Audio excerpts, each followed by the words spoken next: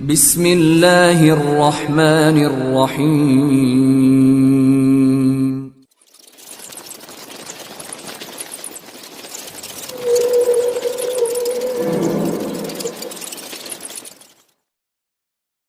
کہ جس کا تذکرہ میرے نبی پاک فرما رہے ہیں وہ کتنا بڑا آدمی ہو۔ ولی اگرچہ بنی اسرائیل کے تھے لیکن اتنا زبردست ان کا جہاد کرنے کا طریقہ تھا، بڑا جہاد کیا، بڑی انہوں نے کافر بڑے پریشان تھے کہ بندہ قابو نہیں آتا، بڑی دور تک بات گئی، بڑی جد و جہد کی، لیکن حضرت شمعون علیہ الرحمہ بنی اسرائیل کے ولی تھے، قابو نہ آئے، آخر ان کی بیوی کو خریدا۔ اور یہ ایک تو مثالیں میریوں کی آ گئی ہیں، خامد بھی بکتے ہیں، یاد رکھ، بھائی بھی بکتے ہیں، اللہ ماشاءاللہ جب کوئی بکنے پہ آتا ہے تو پھر وہ اپنے معیار کو قائم نہیں رکھتا، پھر لوگ گر جاتے ہیں معیار سے۔ بیوی کو خریدا، کہنے لگے تو نے اس کے ساتھ رہ کے کیا وقت گزارا ہے؟ کہنے لگی کوئی سکھ نہیں پایا، ایک وقت روٹی ایک وقت کی بھوک، درویشی کا درس دیتا ہے، کچھ بھی نہیں ملا۔ حضرت شمعون علیہ الرحمہ کی بیوی جب خریدی گئی، کہنے لگے جب یہ چونکہ یہ کم سوتے ہیں اور جتنی دیر سوتے ہیں گہری نیند سوتے ہیں، جب گہری نیند سو جائے تو رسیوں کے ساتھ جکڑ دینا۔ امام غزالی علیہ الرحمہ نے اس کو لکھا ہے، رسیوں کے ساتھ جکڑ دیا بی پی نے۔ حضرت شمعون اٹھے نہ تو اپنے آپ کو رسیوں سے بندھا ہوا دیکھا، اللہ اکبر کہا، جب اللہ اکبر کہا تو ساری رسیاں ٹوٹ گئی۔ بیوی سے کہنے لگے تو نے کیوں باندھا؟ اس نے پھر دھوکہ دیا، کہنے لگی ہر جنگ میں لوگ آ کے بتاتے تھے تیرا خاوند بڑا دلیر ہے، میں نے کہا میں بھی دیکھوں کتنا دلیر ہے۔ سارے آئے، ایک نیا رنگ، ایک نیا روح، ایک نیا طریقہ، تو میں نے تو آزمایا ہے، اور یہ تو چھوٹی چھوٹی رسیاں تھی۔ آپ فرمانے لگے چلو ٹھیک ہے، اگر تو نے آزمایا ہے تو پھر دیکھ بھی لیا ہے۔ کچھ دنوں کے بعد اس نے زنجیروں سے باندھ دیا، لوہے کی زنجیروں سے۔ اٹھے تو بندھا ہوا پایا، اللہ اکبر کا تو زنجیریں بھی ٹوٹ گئی۔ فرمانے لگے یہ تو نے کیا کیا؟ کہنے لگی دیکھنا چاہتی تھی، کچی رسیاں تو توڑ لیتے ہو، زنجیریں بھی ٹوٹتی ہیں کہ نہیں؟ ہاں بھائی ٹھیک، آ کے لوگ بتاتے ہیں تو واقعی دلیر ہے، ہر جنگ میں کامیاب ہوتا ہے۔ اب قریب بیٹھنے لگی، کھانا اپنے ہاتھوں سے کھلانے لگی، فریب کرنے لگی، دھوکہ دینے لگی۔ کہنے لگی بتاؤ تو صحیح طاقت کا راز کیا ہے؟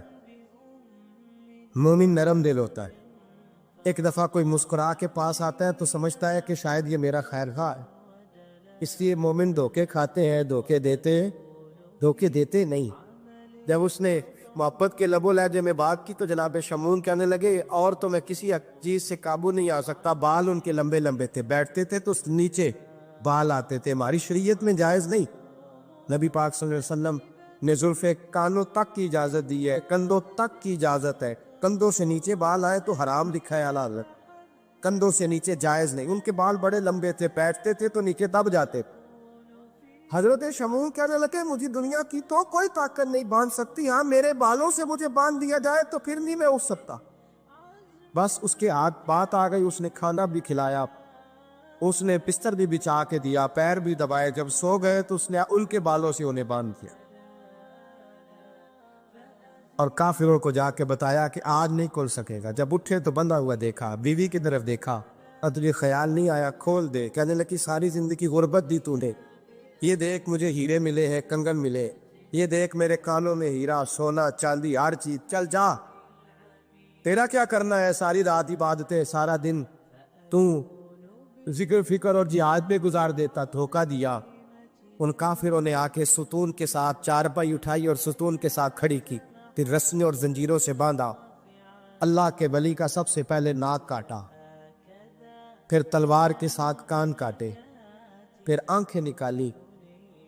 جب زبان کاٹنے لگے تو انہوں نے اللہ کو آواز دی، کہا میرے مولا میں کوئی لاوارث ہوں کہ کوئی مجھے دھوکہ دے اور اس انداز میں قتل کر دے؟ مولا میں دھوکے کھاتا رہا، میں کوئی لاوارث تو نہیں؟ جب یہ دعا فرمائی تو پھر بجلی چمکی، پھر اللہ کا قہر برسا۔ امام غزالی فرماتے ہیں وہ کافر جو آئے تھے وہ جلے، اس طرح جلے کہ ان کی ہوا بھی اڑ گئی۔ اب کو بی بی دوڑی آئی اور پیروں میں بیٹھی، کہنے لگی بخش دو۔ آپ فرمانے لگے ساری زندگی میں تیرے دھوکے کھاتا رہا، اب اللہ کی لاٹھی چلنے لگی ہے، اس کی آواز نہیں ہوتی، ابو خدا کے حوالے ہے، پیروں سے آگ چلی۔ کہنے لگے وہ دیکھنا سونے سے کہ تجھے بچائے، وہ جو تیرے ہاتھوں میں ہیرے کے کنگن ہیں انہیں کہہ تیری حفاظت کرے. اب وہ جو تیرے کانوں کے اندر سونے چاندی کی بالیاں اور کانٹے ہیں اور جھومر ہیں ان کو کہہ تجھے نجات دلائیں. جلتی رہی, تڑپتی رہی, چیختی چلاتی رہی اور اس طرح چیخی کہ وہ خاک بنی, ہوا میں اڑی. اللہ نے اپنے ولی کی آنکھیں بھی دوبارہ عطا فرما دی, کان بھی دوبارہ عطا فرما لی. اللہ تبارک و تعالیٰ نے پہلے سے زیادہ طاقت دی.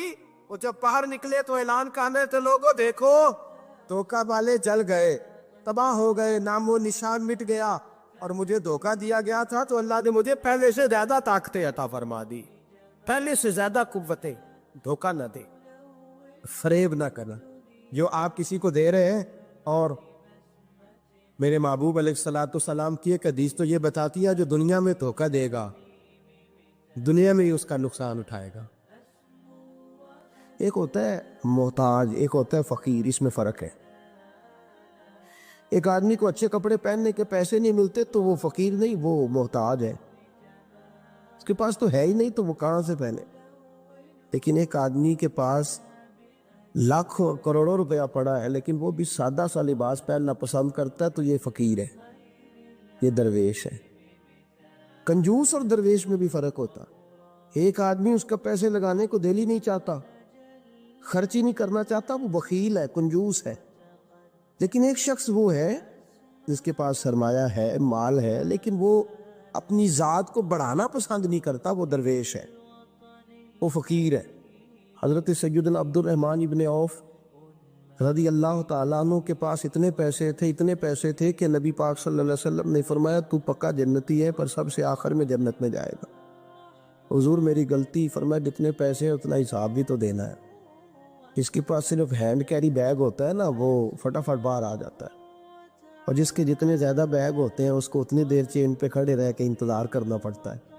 تو فرمایا کسٹم بھی تو نے ادا کرنا ہے نا بھائی, نکل کے آنا ہے اس جنگل سے, تو کیسے جائے گا, جتنا مال ہے اتنا حساب دینا ہے. تو حضرت عبد الرحمن ابن عوف بڑے مالدار تھے, 80 ہزار درہم تو آپ کے انتقال کے بعد آپ کی ازواج کے حصے میں آئے تھے. اتنے تگڑے مالدار تھے, اور دینے کا انداز یہ تھا کہ اپنی بیوی اور بچوں کو کھلی چھٹی تھی. کہتے تھے جو جس کا دل کا ہے کھاؤ, ایک دن میں 5 الگ الگ کھانے بھی تم پکانا چاہو تو تمہیں اجازت ہے. کنجوس نہیں تھے, بخیل نہیں تھے, لیکن خود جب کھانا کھاتے تھے تو دال کو پیس کر شوربہ بنا کر اس میں روٹیاں بھگو کے کھاتے تھے.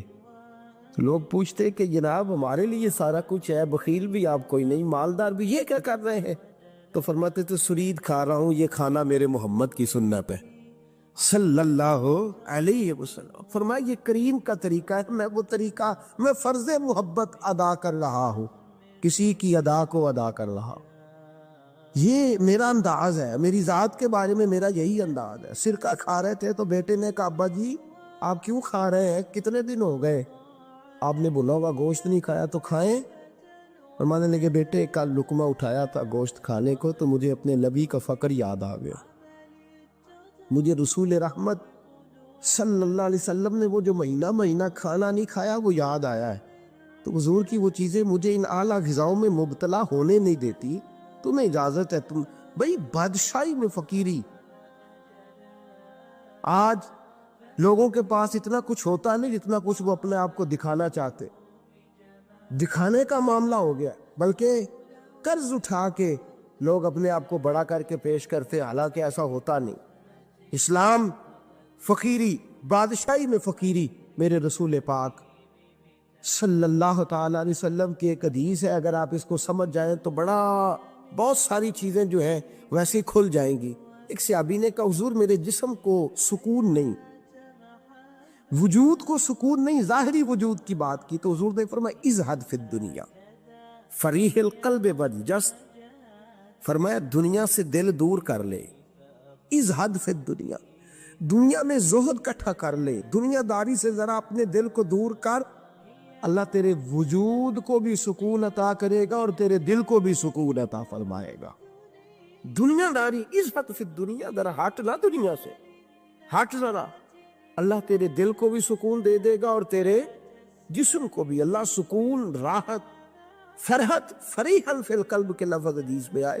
فرحت دے، فرحت کا معنی خوشی، تسلی، تازگی اللہ عطا فرمائے گا جب تو اپنے آپ کو تھوڑا دنیا سے بچائے گا. عزیزو، بڑا شوق ہے، ہم دیکھتے ہیں پروٹوکول کا بڑا رنگ ہے، بڑا پروٹوکول ہے لوگوں کا. 2 گاڑیاں آگے 2 پیچھے، بندہ ایک بیٹھا ہے. وہ سمجھتا ہے کہ وہ جو یہ زندگی ہے یہ تو شاید کسی کو اور میسر ہی نہیں. اور میں اکثر دیکھتا ہوں، میں کہتا ہوں یار کیسا عجیب شخص ہے. جن پولیس والوں کا اس نے پروٹوکول پہ لگایا ہے نا، حکومت ختم ہوگی تو یہی پکڑ کے اسے جیل میں ڈالیں گے، لیکن یہ خوش ہے. حضرت ابو علی قلندر رحمۃ اللہ تعالیٰ علیہ کا ایک درویش تھا، تو وہ سڑک سے گزر رہا تھا. علاء الدین خلجی کا زمانہ تھا. علاء الدین خلجی بہت بڑے حکمران ہوئے متحدہ ہندوستان کے. پاکستان، ہندوستان، افغانستان، سب پہ ان کی مشترکہ حکومت. تو ان کا ایک گورنر روڈ سے گزرنا تھا، اس نے تو سپاہی جو تھے وہ رستے صاف کرا رہے تھے. تو ایک بزرگ تھے، حضرت ابو علی قلندر کے مرید تھے، خلیفہ تھے، تو وہ بھی روڈ پہ گزر رہے تو تنے تنہا، ہاتھ میں چھڑی پکڑی ہے، تنے تنہا گزر رہے ہیں. تو کہنے لگے بابا جی سائڈ پہ ہو جائیں، گورنر صاحب نے گزرنا ہے. تو فرمانے لگے اتنی سڑک پڑی ہے، گزر جائے گا کہ مجھے سائڈ پہ کر کے گزر جائے. میں کہا نہیں، آپ کی مہربانی ہٹ جائے. کہا بھائی میں کیوں ہٹوں؟ وجہ اس کی اتنا رستہ ہے، گزر جائے، میں بوڑھا آدمی ہوں، تم مجھے سائڈ پہ کرو گے، پھر رستہ ڈھونڈتا پھروں گا. کہا بابا تیری مہربانی ہٹ جا.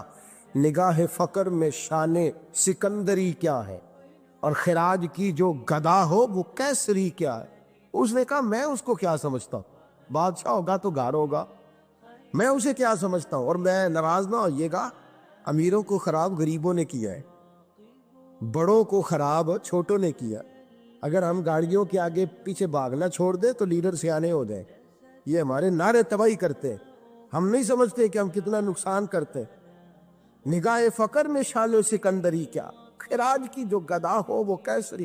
اقبال کہتے ہیں کہ وہ تو بڑے فقیر ہیں جن کو تم بادشاہ سمجھتے ہو، تمہارا ٹیکس نہ ملے تو ان کی حکومت نہیں چلتی. تو خراج کی جو گدا ہو وہ کیسری کیا. خیر، حضرت ابو علی قلندر رحمۃ اللہ علیہ کے وہ درویش جو تھے نا، وہ روڈ پہ کہا بابا جی ہٹ جائیں. کہنے لگے نہیں ہٹتا. انہوں نے بازو پکڑ کے نا بابا جی کو ذرا زور لگانا چاہا تو بابا جی نا آلتی پالتی مار کے، چوکڑی مار کے تو زمین پہ بیٹھ گئے. کہنے جو اٹھایا جاتا ہو تو اٹھا لو.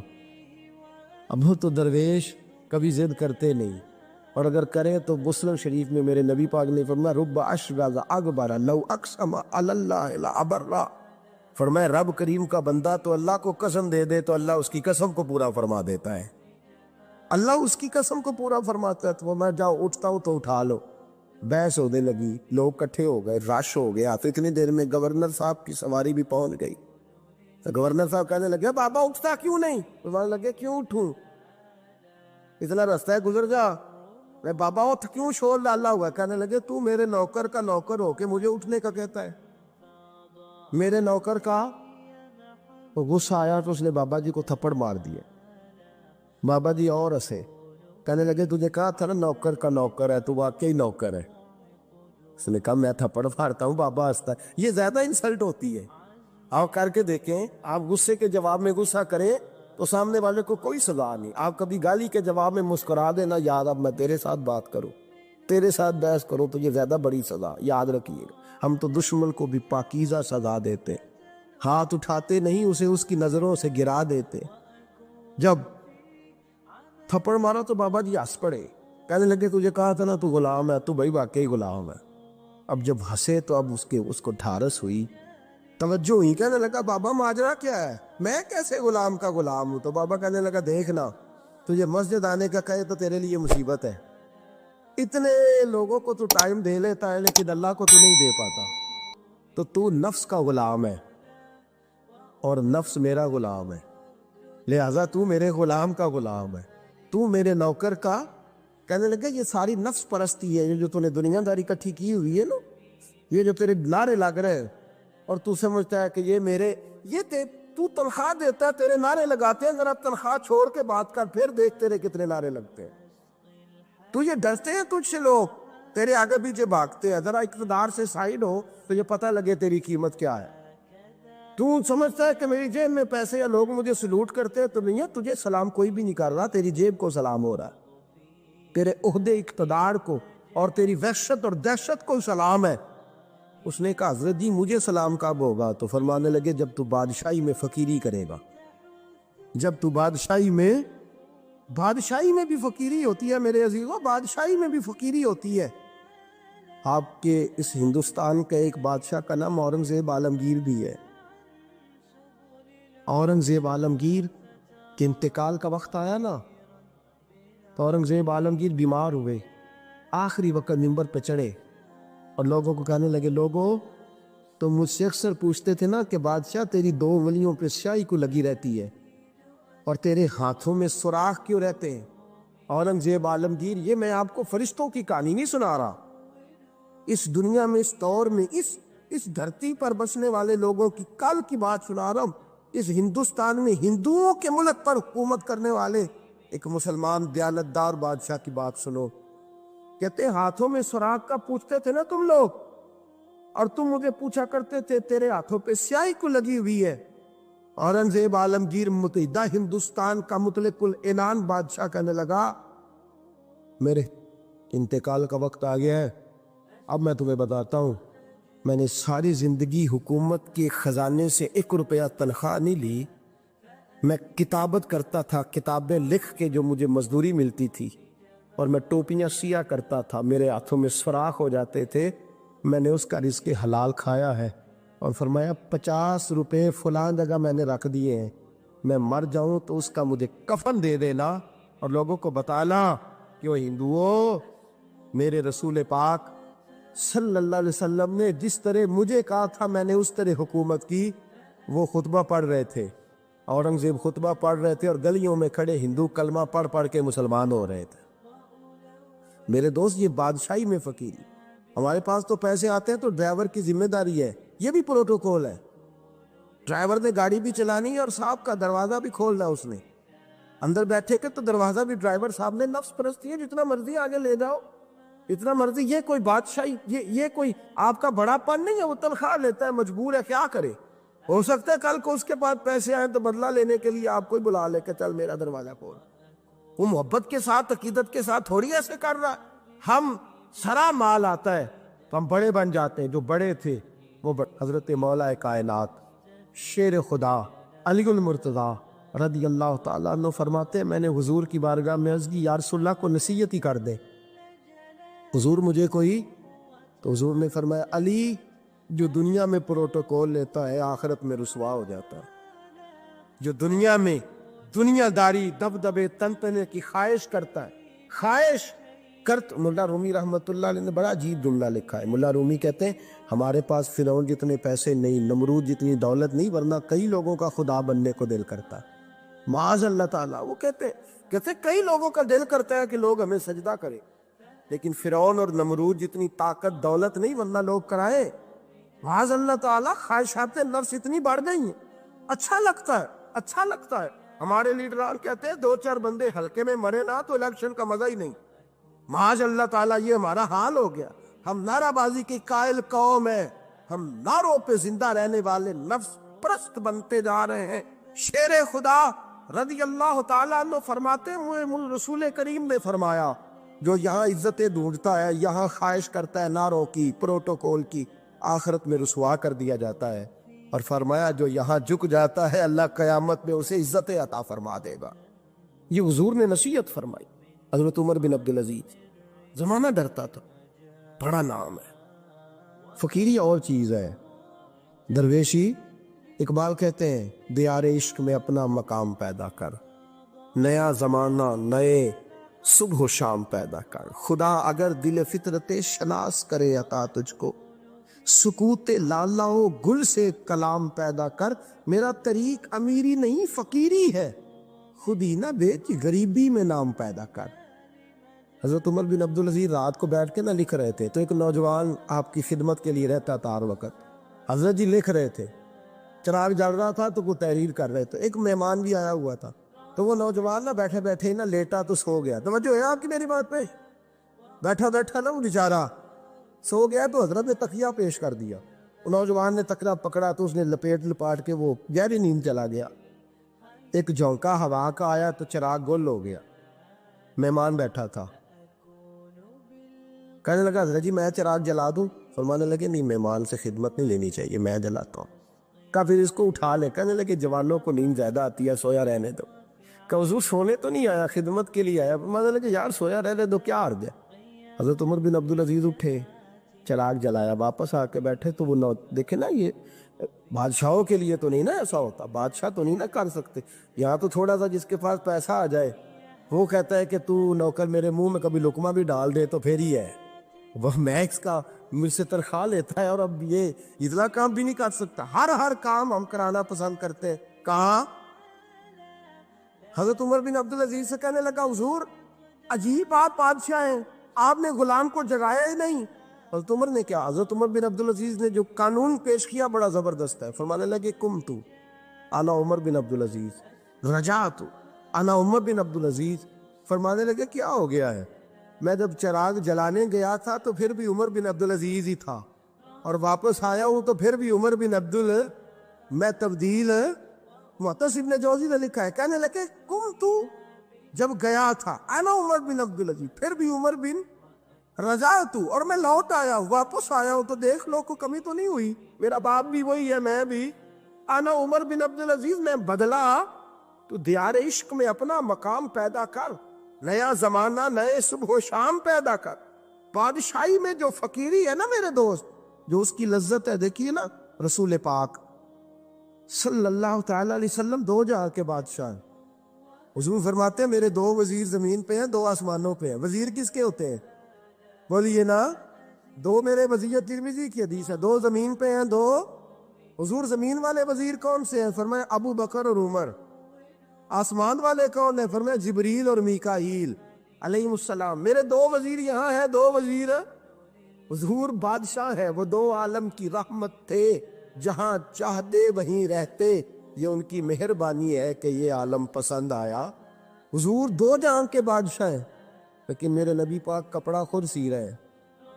جوتا ٹوٹ گیا ہے تو رسول پاک صلی اللہ علیہ وسلم اس کو گانٹھ بھی، ان تے میرے خیال ہے جوتی ڈلانے والا کام موقع نہیں گیا جی۔ میرا نہیں خیال کہ اب کوئی 10,000 جو تنخواہ لیتا ہے وہ بھی جوتا گانٹھتا ہو، نہیں آپ ہی کی گنڈ ہے، کسی کو بھی نہیں گٹائی دا۔ کیا خیال ہے آپ کا؟ ٹھیک بات کر لو۔ نبی پاک جوتا بھی خود گانٹھتے، کپڑوں کو پیوند بھی، حضور اپنے کپڑے دھو بھی خود لیتے۔ میرے رسول پاک صلی اللہ علیہ وسلم گھر میں بکریوں کا دودھ بھی دھوئے لیتے، اور ایسا بھی ہوتا، یہ بادشاہی میں فقیری ہے نا، دو جہاں کے بادشاہ ہے، لیکن سلام اس پر کہ جس نے بادشاہی میں فقیری کی۔ رسول کریم صلی اللہ تعالی علیہ وسلم، حضرت عائشہ فرماتی ہیں گھر آئے، کہا عائشہ کھانا تیار ہے؟ کہا نہیں حضور ابھی تو کھانا تیار کرنا ہے۔ فرمایا تم آگ جلاؤ، میں آٹا گوندھ دیتا ہوں۔ کس کی بات ہے؟ نہیں لڑنا چاہیے، رکھنا چاہیے، تو منگیا دے پیسے میرے کو پہلی کے، میں ڈنڈے نہیں مار دے، میں آیا تو انہوں پتہ نہیں میں کدی بلا دا نام ہے، دوسرا ٹکر ہی نہیں پکایا، میں آ گیا کار تو انہوں پتہ ہی نہیں لگا، میں ہی آ گیا کار۔ اللہ خیر کر، بھائی ہٹلر نہ بنو، ہر جگہ ہٹلر نہ بنو، حسن سلوک زندگی کا حصہ ہے، پاکیزگی زندگی کا حصہ ہے۔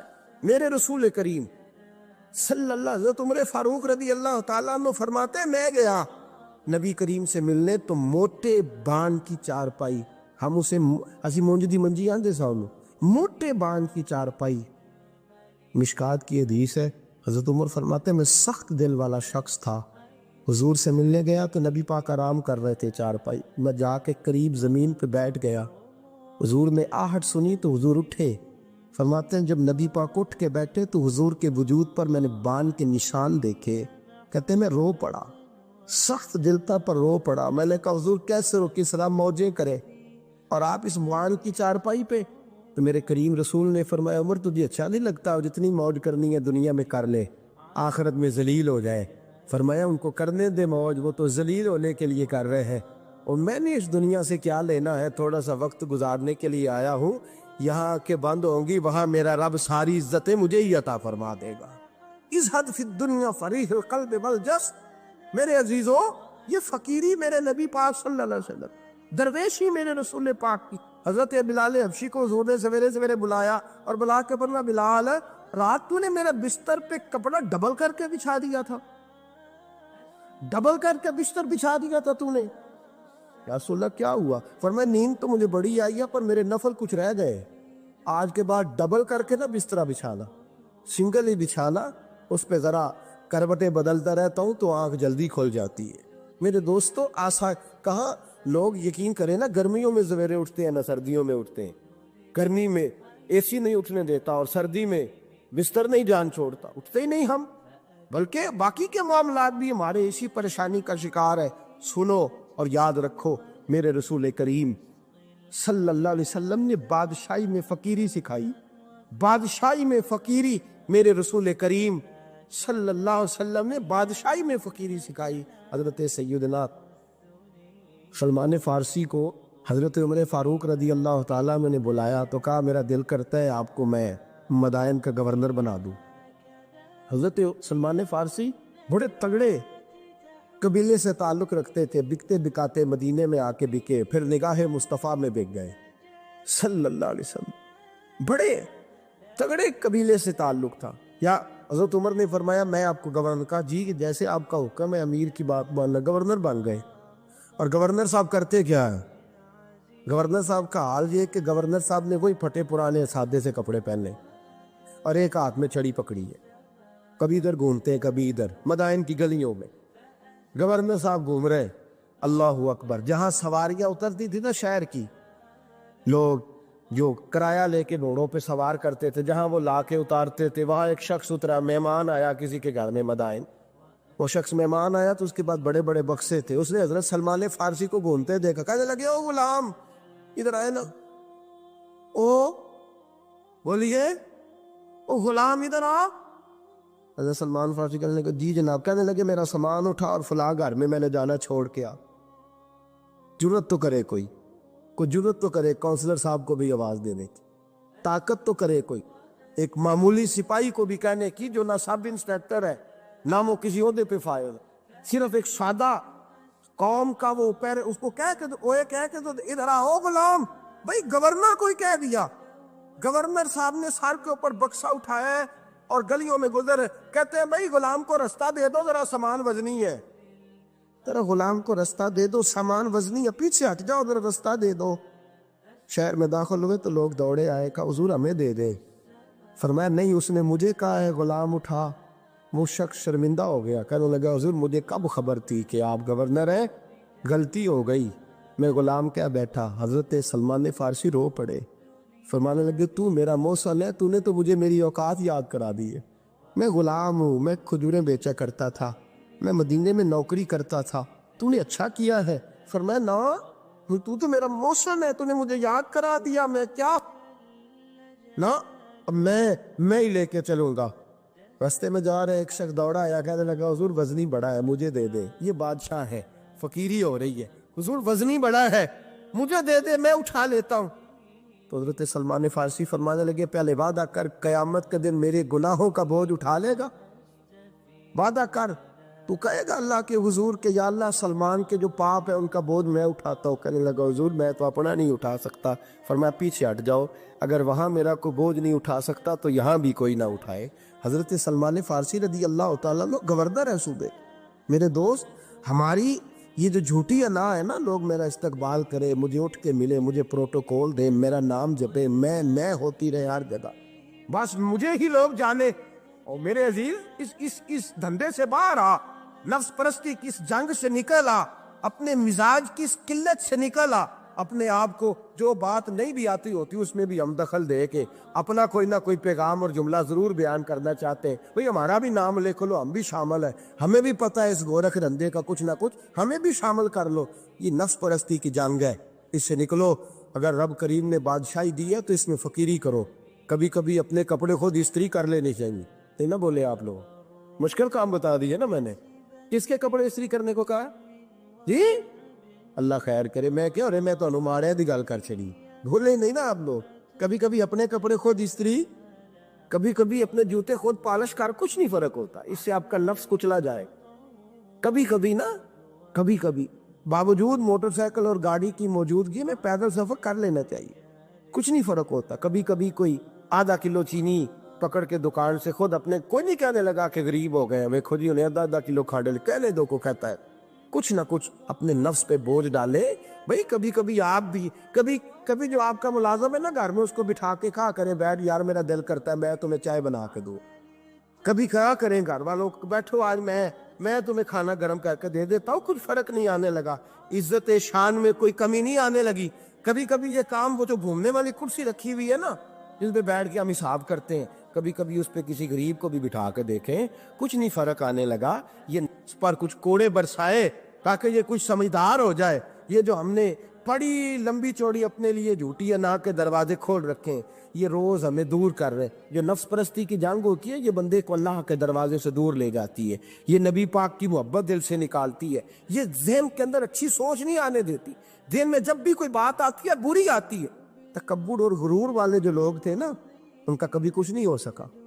جس نے کہا ہے مجھے چودھری صاحب کو، وہ بیچارہ اسی چکر میں رہا ہے اور لوگ آگے گزر گئے ہیں. جس نے کہا ہے مجھے شیخ صاحب کو، وہ اسی گڑبڑ میں رہا ہے اور لوگ آگے بیت گئے ہیں. دنیا میں کوئی پیشہ برا نہیں. ملت کے جوانوں، تم نے کہا ہے نا کہ یہاں اگر ہم کسی گلی میں مزدوری کریں گے تو لوگ کہیں گے مزدور ہے، لیکن اگر یورپ میں جا کے ہم کریں گے تو کسی کو کیا پتا چلے؟ اور دیس اپنے دیا واللہ نالو تم بے لالا کھائیے، امی غیر ملک دے باغا اندر میوے کھا نہ جائیے. اپنی مٹی پہ چلنے کا سلیقہ سیکھو. کسی کے سنگ مر پہ چلو گے تو پھسل جاؤ گے.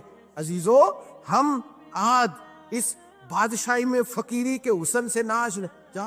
حضرت عمر فاروق رضی اللہ تعالیٰ عنہ مدینے کی گلی سے گزر رہے، امیر المومنین ہے، مدینے کی گلی سے گزر رہے. ایک گھر کے اندر سے بچیوں کے رونے کی آواز آئی.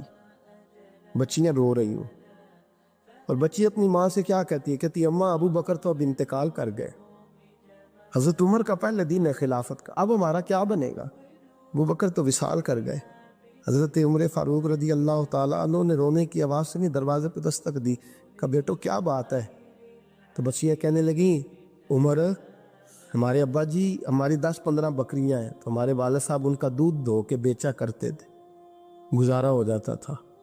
جس دن ابا جی فوت ہوئے تو اس دن سے لے کر ابو بکر صدیق روز عصر کے بعد آیا کرتے تھے، ہماری بکریوں کا دودھ دھو کے دیتے تھے. کچھ ہم پیتی تھی، کچھ بیچ لیتی تھی، گزارا چلتا تھا. جس دن ابو بکر صدیق خلیفہ بنے تو ہم نے جا کے کہا ابو بکر اب کون دودھ دھوئے گا؟